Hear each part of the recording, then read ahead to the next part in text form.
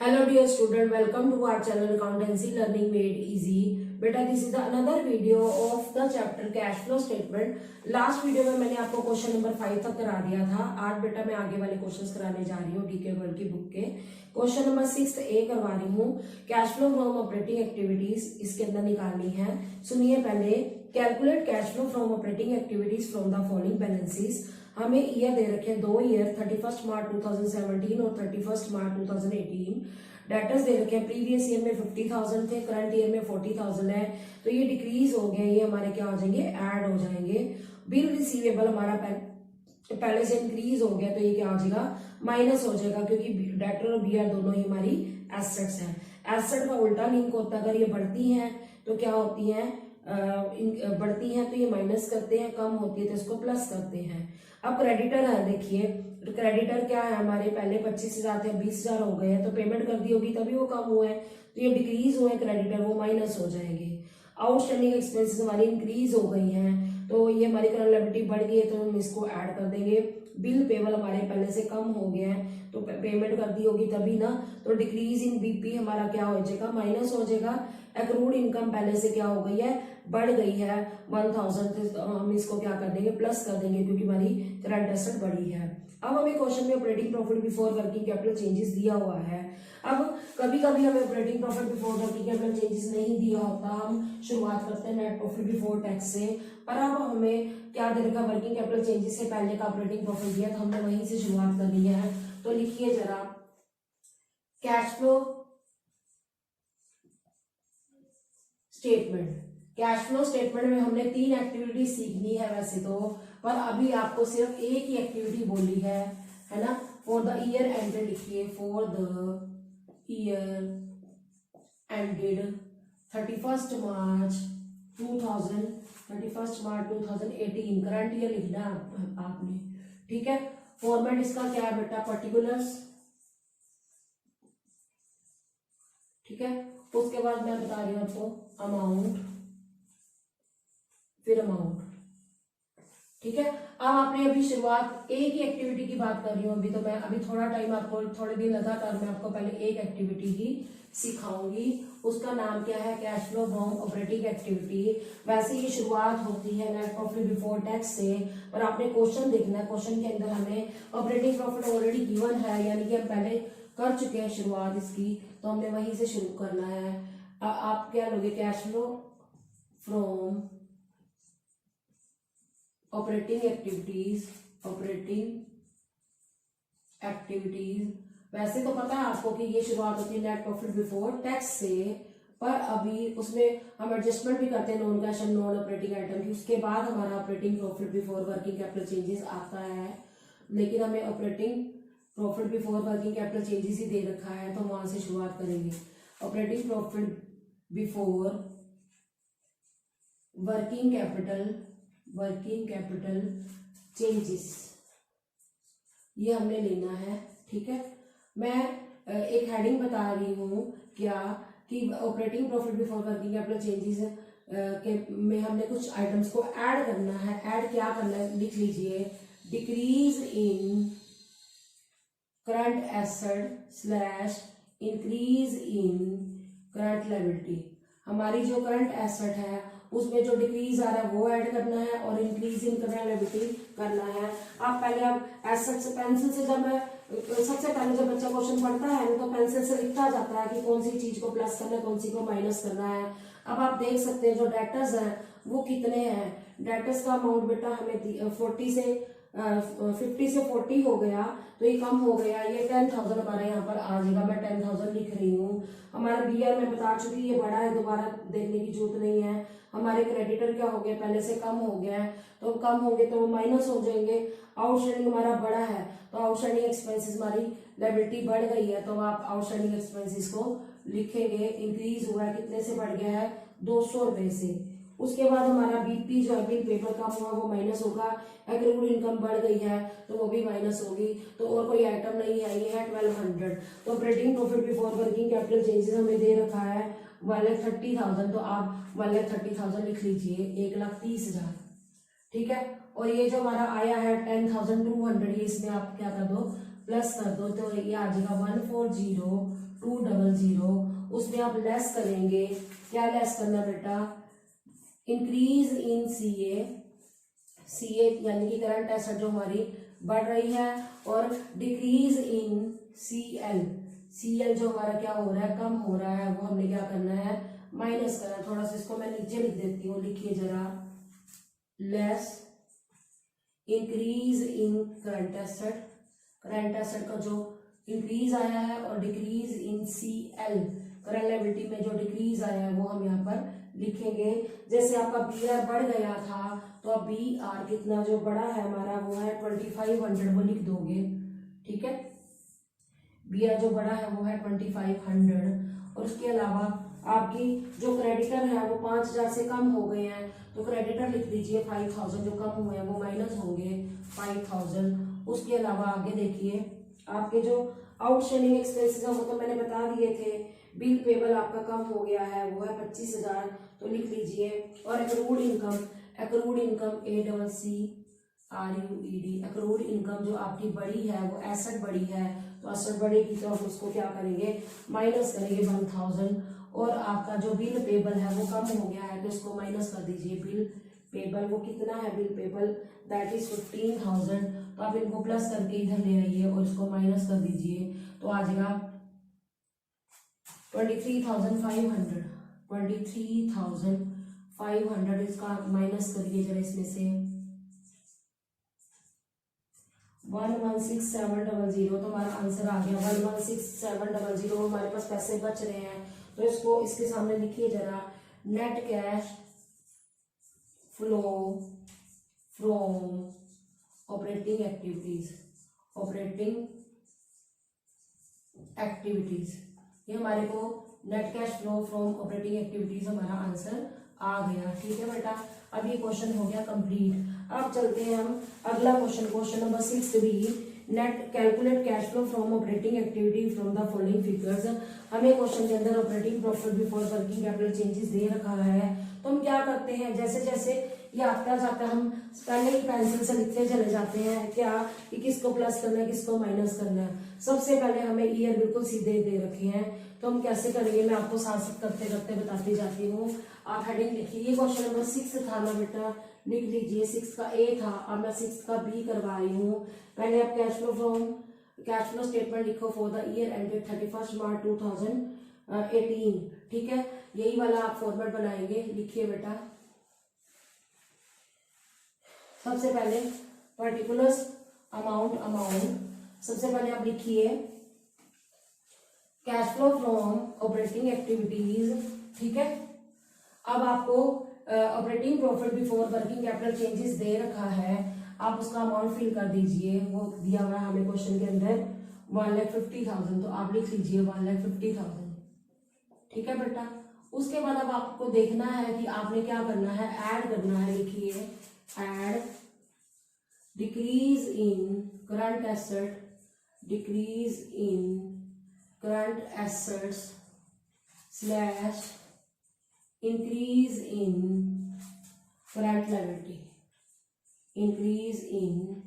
Current liability, ठीक है। अब आपने ये देखना है कि आपने किसको प्लस करना है और किसको माइनस करना है। जो हमारी करंट एसेट डिक्रीज हो रही है तो वो ऐड होगी, करंट लायबिलिटी इंक्रीज हो रही है तो वो प्लस होगी। अब आप जैसे क्वेश्चन को पढ़ते हैं तो ध्यान से देखते जाइए। TR, अब TR इसके अलावा मैं यहाँ पर लिख रही हूँ less increase in current asset decrease in current liability जो डिक्रीज हो रही है वो माइनस होगी। अब आप देखो TR पहले से बढ़ गए हैं, तो लिखिए ट्रेड रिसीवेबल, ये पहले से बढ़ गए 36,000, ये मैं यहाँ पर माइनस वाली तरफ लिख रही हूँ। उसके बाद इन्वेंट्री है, इन्वेंट्री कम हो गई तो हमारा जो है ऐड में आएगा, लिखिए इन्वेंट्री दैट इज ₹20,000, तो इधर आ जाएगी 20,000। उसके बाद हम बात करते हैं बेटा, हमारा जो प्रीपेड एक्सपेंसेस है वो पहले से क्या हुए हैं, बढ़ गए हैं। तो प्रीपेड एक्सपेंसेस हमारी एसेट बढ़ी है, तो आप यहाँ पर लिखेंगे प्रीपेड एक्सपेंसेस बढ़ गए हैं। कितने बढ़ गए हैं देखिए, दैट इज 5,000, तो ये माइनस में आ जाएगा। उसके बाद आप बात करते हैं बेटा कि आपकी एक्रूड इनकम है, एक्रूड इनकम कम हुई है, कम हुई है तो आप ऐड करेंगे इसको, दैट इज ₹2000, ठीक है। उसके बाद बात करते हैं बेटा हम ट्रेड पेबल। ट्रेड पेबल पहले से बढ़ गए हैं तो करंट लायबिलिटी बढ़ी है तो आप प्लस में लिखेंगे ट्रेड पेबल्स, ठीक है। ट्रेड पेबल्स कितने हैं आपके, दैट इज 40,000। उसके बाद आप क्या करेंगे, आउटस्टैंडिंग एक्सपेंसेस कम हो गए तो माइनस हो गए क्योंकि लायबिलिटी कम हुई है। आउटस्टैंडिंग एक्सपेंसेस कम हो गए बेटा, ये हम इसको क्या करेंगे, माइनस करेंगे। अमाउंट आएगा बेटा इसका 6,000, ठीक है। उसके बाद हम बात करते हैं बेटा income receive in advance. Liability कम हो गई है, income receive in advance minus होगी।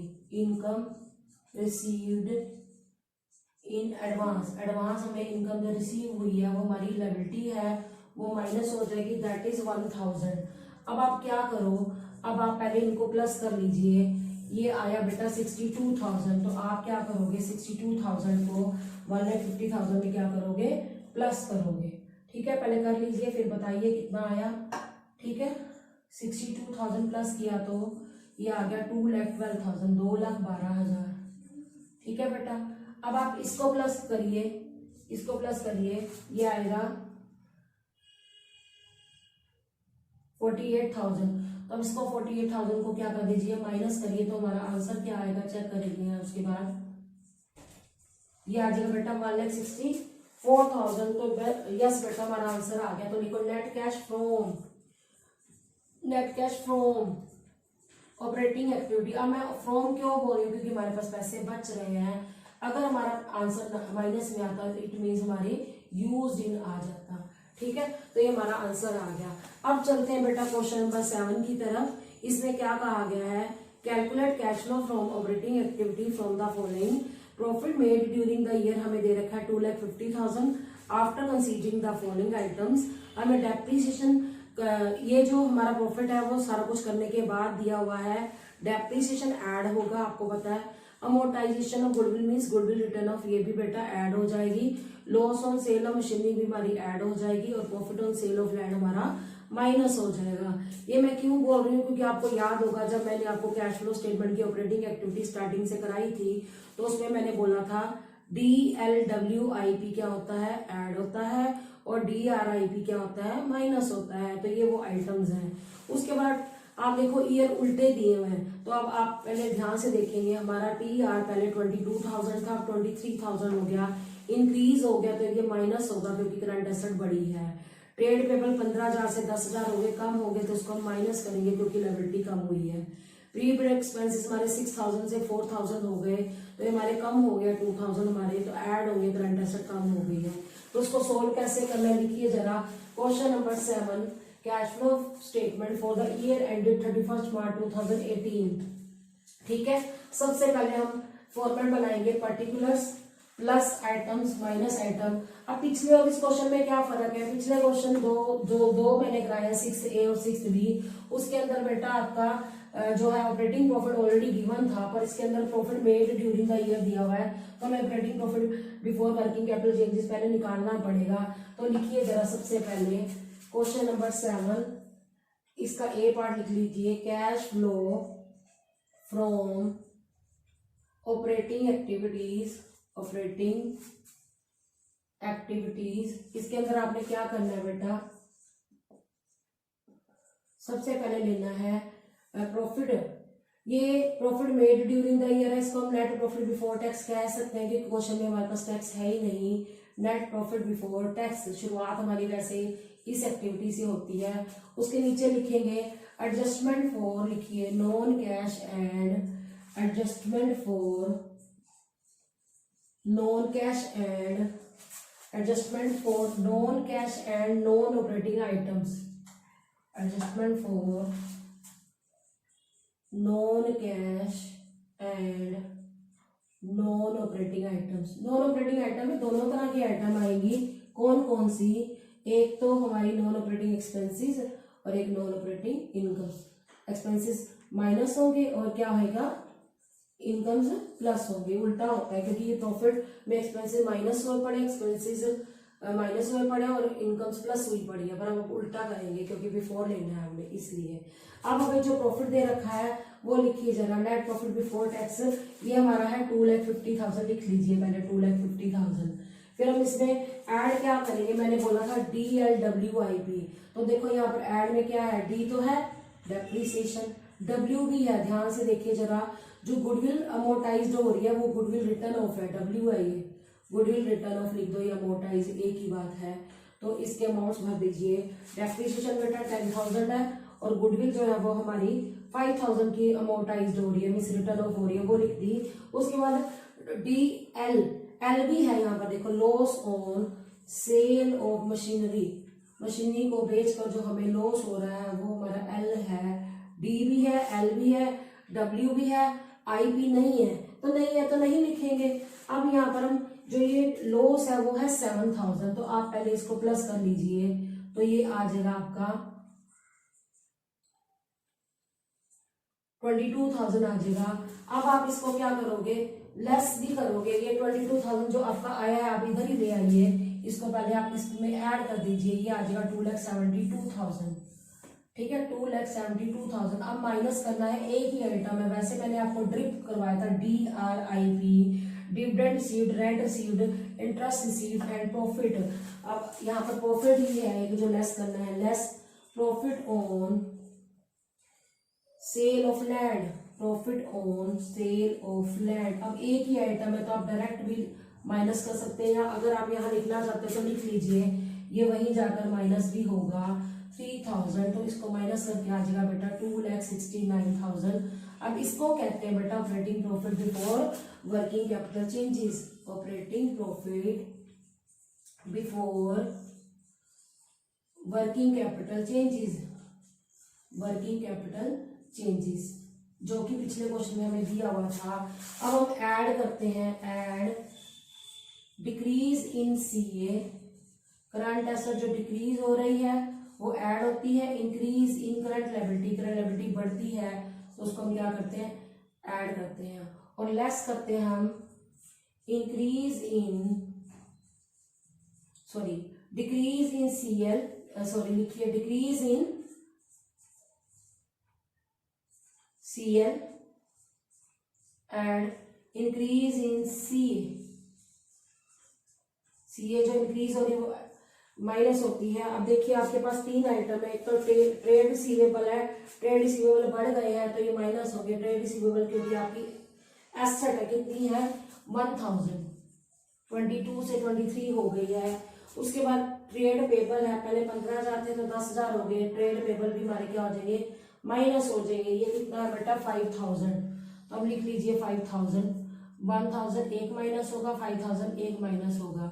उसके बाद हमारा जो प्रीपेड एक्सपेंसेस है वो पहले से कम हो गए हैं, तो प्रीपेड एक्सपेंसेस हमारी एसेट है वो कम हो गई तो वो ऐड हो जाएगी प्रीपेड एक्सपेंसेस। उसका अमाउंट बेटा कितना है, दैट इज 6,000 to 4,000, 2,000 जो है वो आप सीधा इधर ले आइए,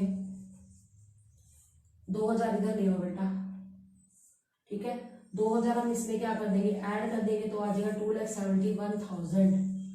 अब आप ये 1,000 और जो 5,000 आया वो आया 6,000, ये माइनस कर दोगे तो आपका आंसर आ जाएगा 2,65,000। अब मेरे पास स्पेस नहीं है, बस आप आंसर लिख दीजिए 2,65,000। उसके सामने क्या लिखोगे, net cash flow, net cash flow from operating activity. From क्यों बोला, क्योंकि अभी पैसा बच रहा है, वो है पॉजिटिव।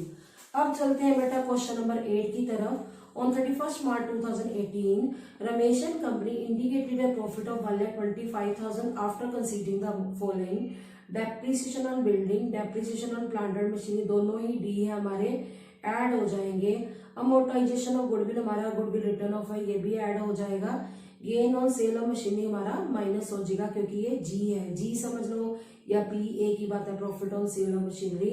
उसके बाद हमारा ट्रेड रिसीवेबल पहले से कम हो गया 35, सॉरी ईयर हमें उल्टे दे रखे हैं, ट्रेड रिसीवेबल पहले 35,000 था, अब ये 45,000 हो गया तो ये इंक्रीज हो गया, इसको हम माइनस करेंगे। इन्वेंट्री इन हैंड पहले 75,000 थी, अब 69,000 हो गई, पहले से कम हो गई तो ये प्लस हो जाएगी। कैश इन हैंड चाहे करंट एसेट है पर वो उसमें नहीं आनी, वो कैश एंड कैश इक्वल में आएगा।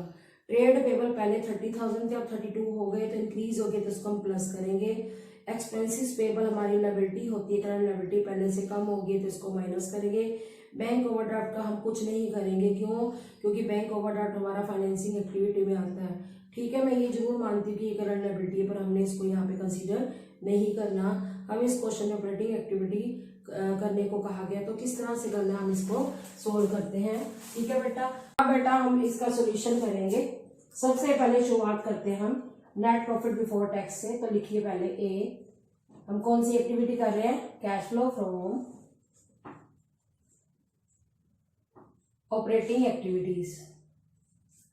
ऑपरेटिंग एक्टिविटीज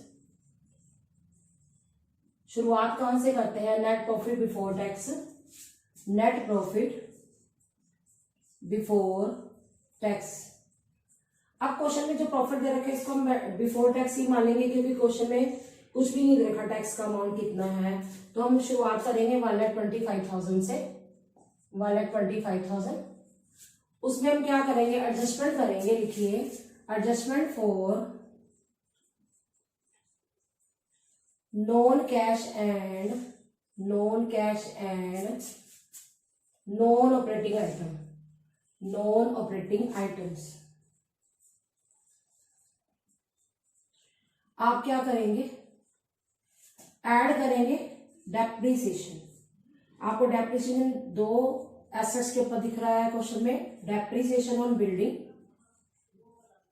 ठीक है, और depreciation on plant and machinery. Depreciation on plant and machinery आप इसको क्या करोगे? ऐड करोगे। दोनों ही हमारे लिए नॉन कैश आइटम्स है। बिल्डिंग के ऊपर बेटा है हमारा 25,000 का डेप्रिसिएशन, प्लांट एंड मशीनरी के ऊपर है बेटा 45,000 का डेप्रिसिएशन। उसके बाद जो अमोर्टाइजेशन ऑफ गुडविल है, अमोर्टाइजेशन ऑफ गुडविल का मतलब होता है गुडविल को रिटर्न ऑफ करना। ये W है अमोर्टाइजेशन ऑफ गुडविल, ये भी आपका रिटर्न ऑफ में आएगा। ऐड बैक करेंगे, दैट इज 20,000। अब इनको आप ऐड कर दीजिए, ये आ जाएगा 90,000। अब 2,15,000 आ जाएगा, इसको प्लस करके 2,15,000 लेस करेंगे जो हमें दिया हुआ क्वेश्चन के अंदर, gain on sale of machinery, less gain on sale of machinery. जो गेन है ये DRIP वाला ड्रिप पी है, ये आया 10,000। हम यहाँ पे लिख देंगे, या डायरेक्ट भी हम इसको क्या कर सकते हैं? माइनस कर सकते हैं 10,000, और माइनस करके आ जाएगा बेटा 2,05,000। उसके बाद हम क्या करते हैं? ऐड करते हैं। इसको हम बोलते क्या है? इसको पहले तो बोलते हैं operating profit before working capital changes. Before working capital changes इसका अमाउंट हमारा आया है 2,05,000। ठीक है बेटा, उसमें हम ऐड करेंगे, add decrease in current asset,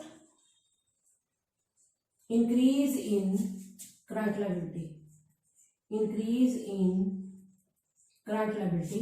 तो आप देखिए जरा, TR हमारी क्या हो रही है? बढ़ रही है, तो उसको हम माइनस करेंगे। इन्वेंट्री हमारी कम हो रही है, तो उसको प्लस करेंगे। लिखिए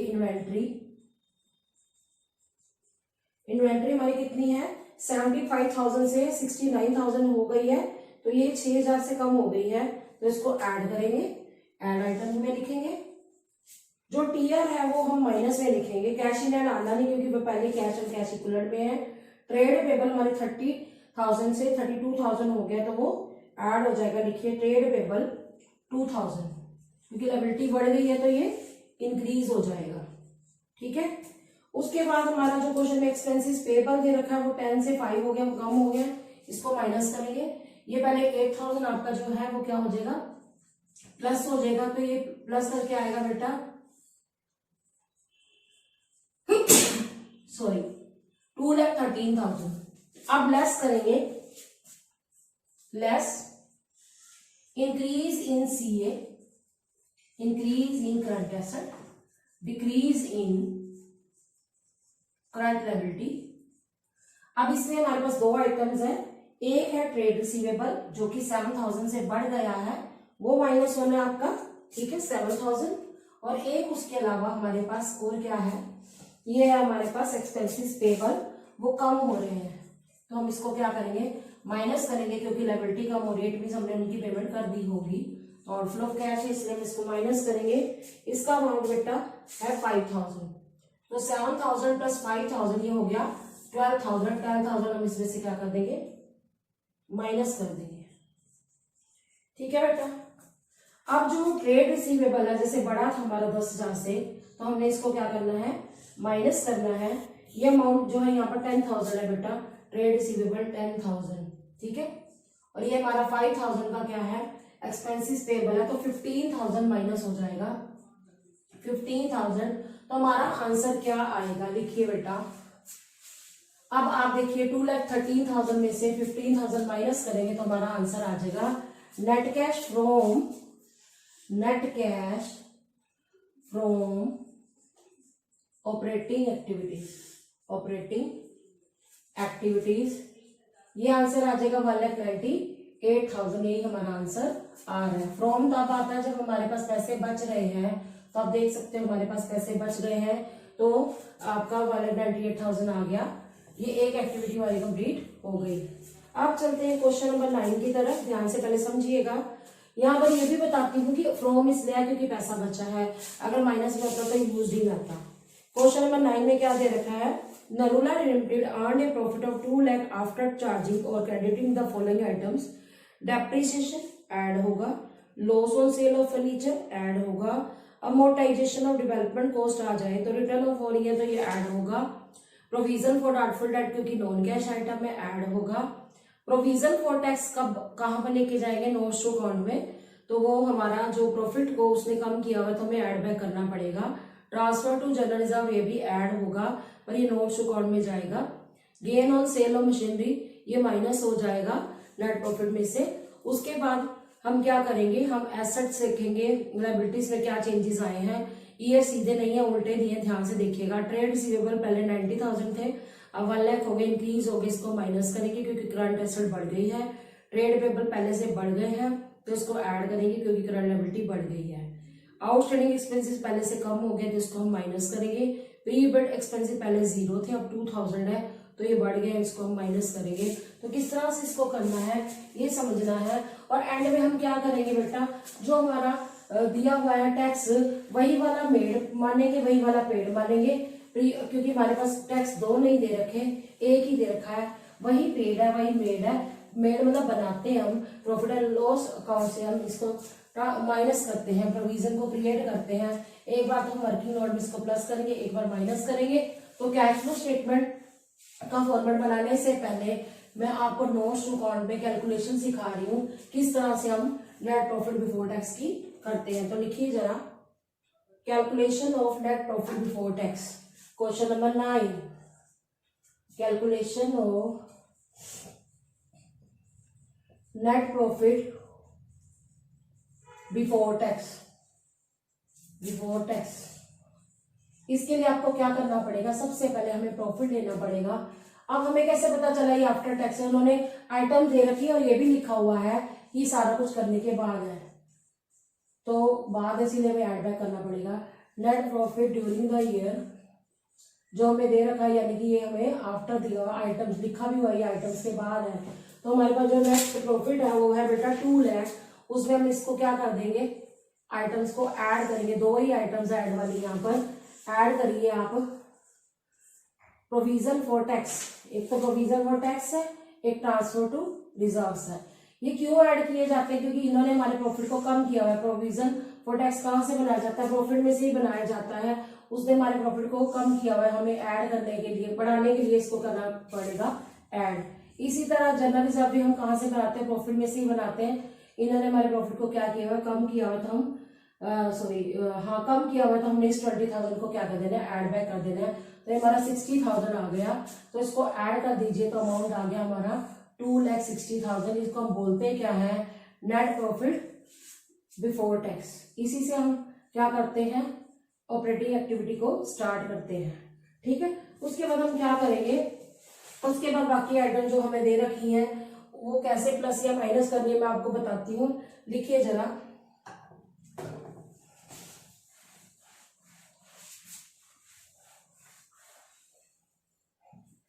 कैश फ्लो स्टेटमेंट के अंदर हम किस तरह से ये एक्टिविटी को दिखाएंगे। देखिए, cash flow statement for the year ended 31st March 2000 for the year ended 31st March 2018 current year लेना क्वेश्चन के हिसाब से। फॉर्मेट इसका क्या है बेटा, पर्टिकुलर्स अमाउंट पर्टिकुलर्स, उसके बाद हम लेंगे अमाउंट, फिर अमाउंट। अब आपको क्या दे रखा है, सबसे पहले जो अभी आपने नेट प्रॉफिट निकाला है आपने वही शुरुआत से लिखना है।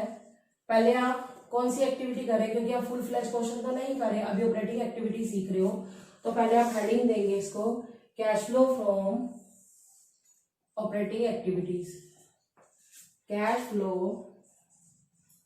From operating activities. ठीक है, इसके अंदर हम क्या लिखेंगे, सबसे पहले नेट प्रॉफिट बिफोर टैक्स, जो मैंने अभी आपको कैलकुलेट करके बताया था नेट प्रॉफिट बिफोर टैक्स, वो कितना था, जैसे 2 लाख का प्रॉफिट था और अभी आपने इसमें ऐड किया है टैक्स 40,000 और जनरल रिजर्व 20,000, तो 60,000 हमने ऐड किया है 2 लाख में, तो 2,60,000 आ गया। आप लिख लीजिए 2,60,000, फिर ऐड करेंगे, पहले लिखेंगे adjustment for non cash and non operating item, non cash and non operating items. इसमें हम क्या करेंगे बेटा, ऐड करेंगे डेप्रीसिएशन, DNWIP याद रखना है, डी है डेप्रीसिएशन ऑन फिक्स्ड एसेट। उसके बाद हमारे पास आइटम है loss on sale of furniture, loss on sale of furniture. उसके बाद हमारे पास है amortisation of development cost, amortisation of development cost. Amortisation का मतलब होता है रिटर्न ऑफ करना, हम इसको क्या करेंगे, ऐड करेंगे। 25,000 का डेप्रिसिएशन है, तो लिख लीजिए 25,000। उसके बाद जो हमारा लॉस आया है वो है 3,000 और डेवलपमेंट जो कॉस्ट है उसके रिटर्न ऑफ हो रहा है वो है 8,000। उसके बाद हमने दे रखा है provision for doubtful debts. Provision for doubtful debt क्या है, उसने हमारे प्रोविजन क्या प्रॉफिट को कम कर रखा है, इसलिए हम इसको ऐड बैक कर रहे हैं। प्रोविजन हमने बनाया होगा आउट ऑफ प्रॉफिट्स, तो प्रोविजन फॉर डाउटफुल डेट आ गया 2,400। उसके बाद हमने इन सबको पहले तो ऐड कर देना है, तो ठीक है 48,400 का टोटल आ गया। ठीक है, उसको हम ऐड कर देते हैं। इसका टोटल आया बेटा 38,400, इसको ऐड कर दिया तो 2,98,400 आ गया। ठीक है बच्चे, उसके बाद हम लेस करेंगे। लेस में एक ही आइटम है लेस करने वाली, वो है gain on sale of machinery, gain on sale of machinery. ये गेन जो हमारे लिए प्रॉफिट है, कभी कभी होने वाला नॉन ऑपरेटिंग इनकम है, इसको हम क्या कर देंगे, माइनस कर देंगे। ये है बेटा 9,000, तो 9,000 ही माइनस करेंगे तो देखेंगे कितना आएगा। ठीक है बेटा,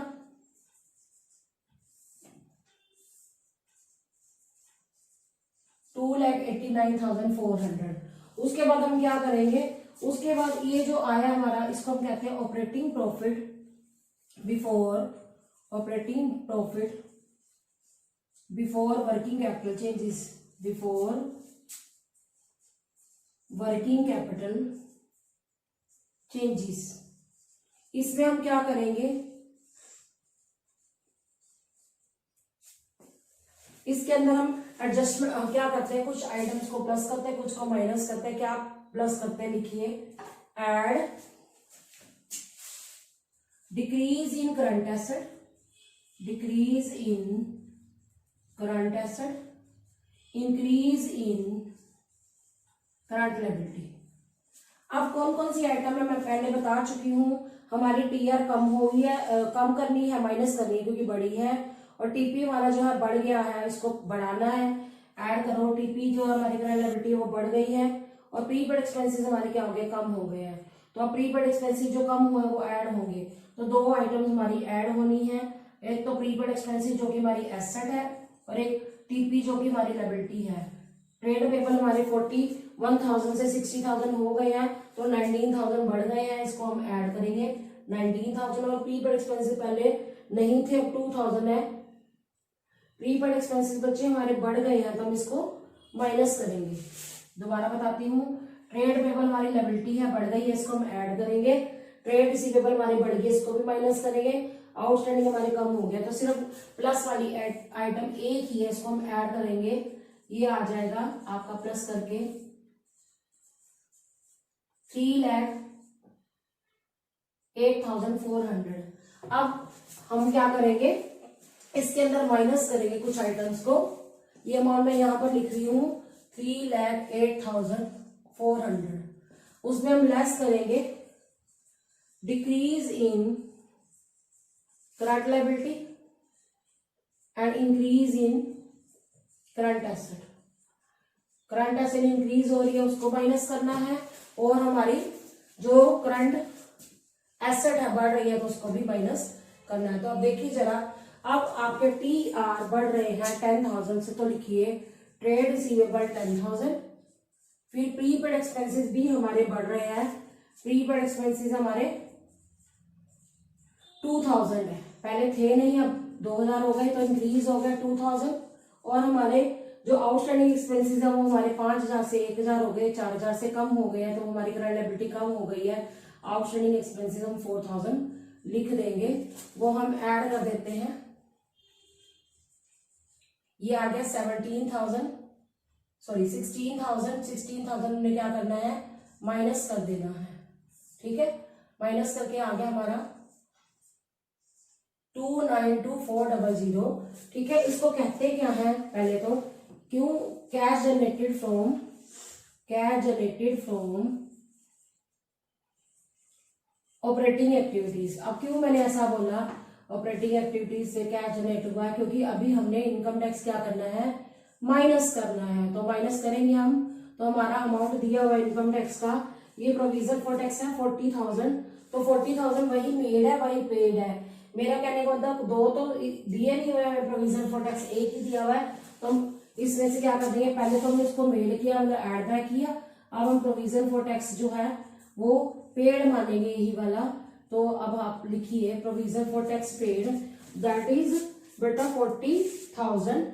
the amount will be 2,52,400। This will be net cash from operating activities. ये क्यों बोला मैंने फ्रॉम, क्योंकि हमारे पास अभी पैसा बच रहा है। तो ये जो अमाउंट आया इसके सामने लिखिए नेट कैश फ्रॉम ऑपरेटिंग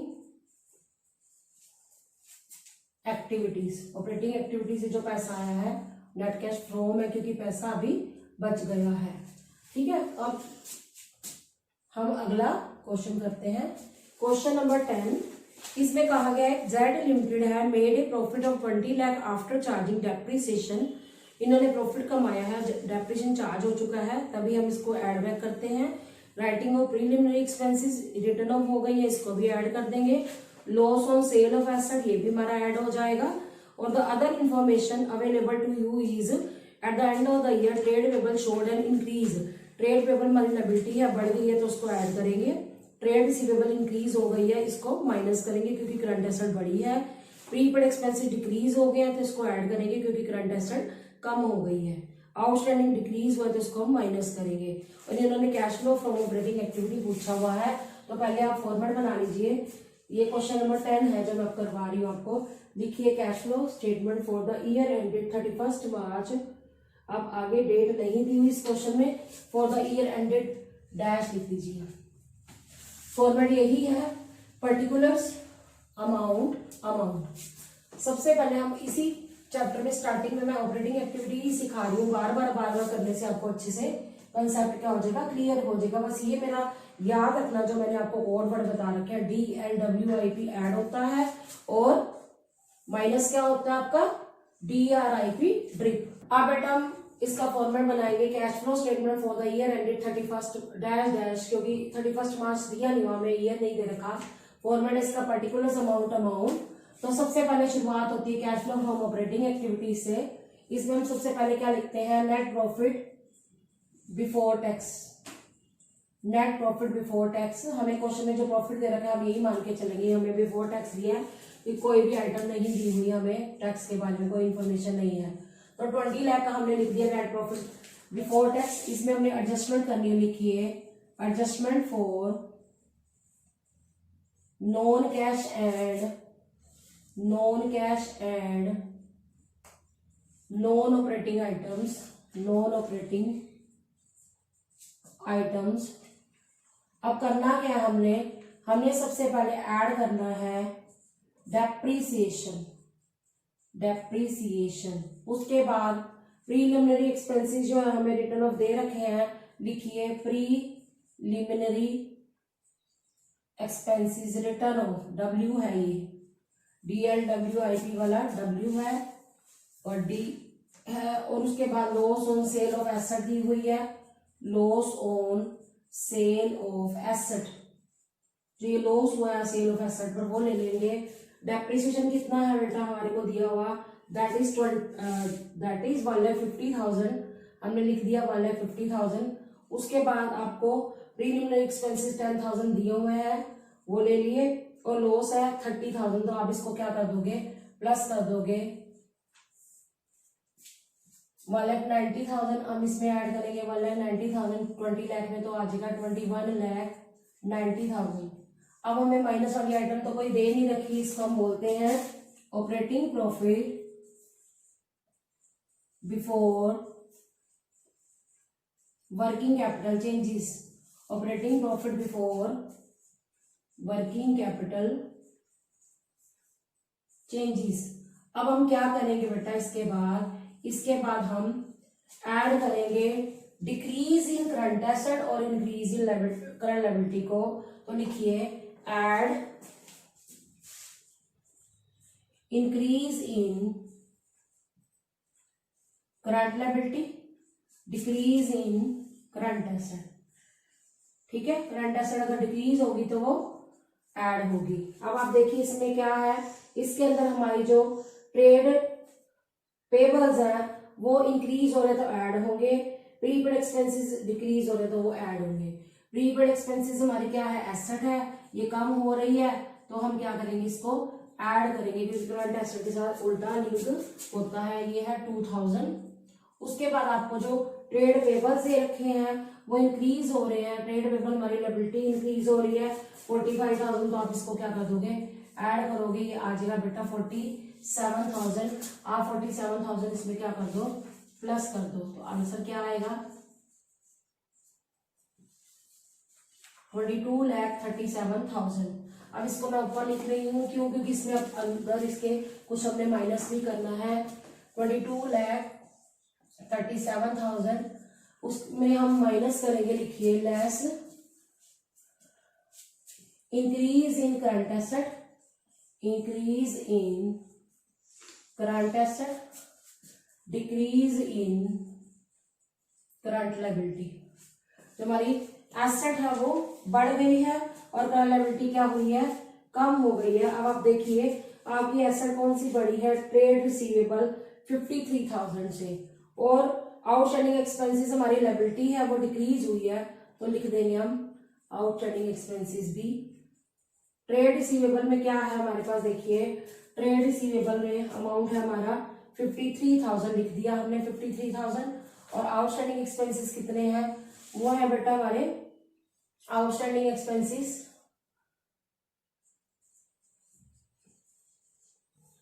ये हमारे है बेटा 10,000, तो 63,000 हमने क्या करना है, माइनस करना है, तो कर दीजिए आप 63,000 माइनस।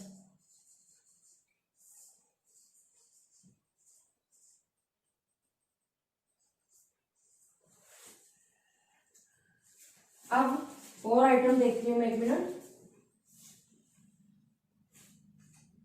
दोबारा से चेक करती हूँ, 21,90,000 आया मैंने, ठीक है। उसके बाद हमने क्या किया, हमने 47,000 ऐड किए, 63 माइनस किया, 21,64,000।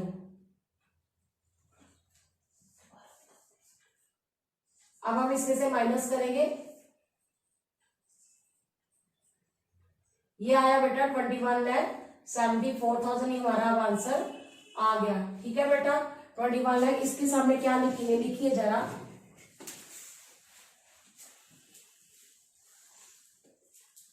Net cash